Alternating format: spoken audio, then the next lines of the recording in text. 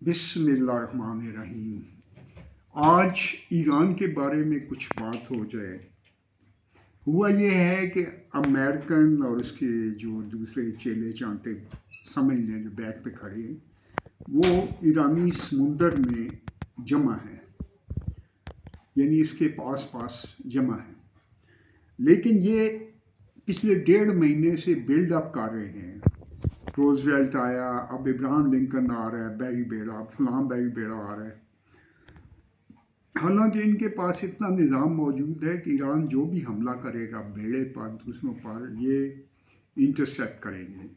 आगे third missile की पहले नंबर पे करता है, फिर इनका जो होता है स्टिंगर मिज़ाइल उसकी लेयर है, उसके बाद इनका इसके पीछे तीसरा होता है जिसे आप कहेंगे जो शिप पे सिस्टम होता है, चौथा पीछे जो दूर शिप खड़े हैं और मुख्तलिफ मुल्कों में इनका सिस्टम है वो इंटरसेप्ट करेगा।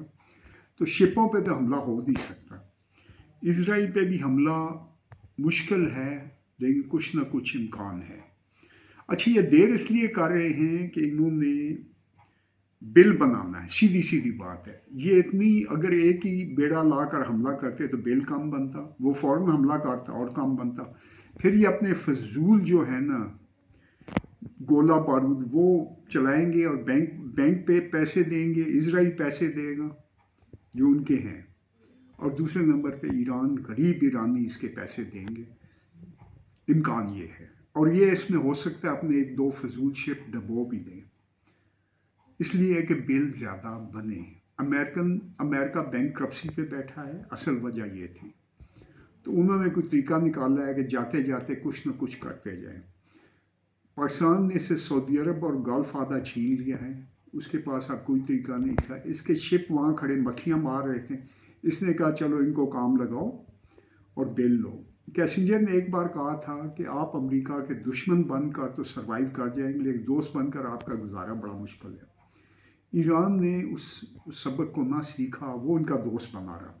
जो लास्ट वार थी, यानी आपकी जून में हुई, उसमें आप देखेंगे जो सेकंड पार्ट था उसमें अमेरिका ने बताकर हमला किया 2 दिन पहले, फिर ईरान ने बताकर किया।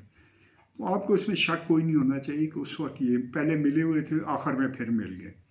लेकिन अब क्या हो रहा है कि आनी जानी दिखाकर बिल बढ़ाया जा रहा है। हमला इन्होंने अब करना है और ये मिशन पूरा किए बाहर भी वापस नहीं आएंगे। मिशन कम से कम जो रजीम चेंज है वहाँ पे वो होगा, और ने ईरान के टुकड़े करना इनके प्लान में है, चाहे अभी करें चाहे साल बाद करें, 2 साल बाद करें।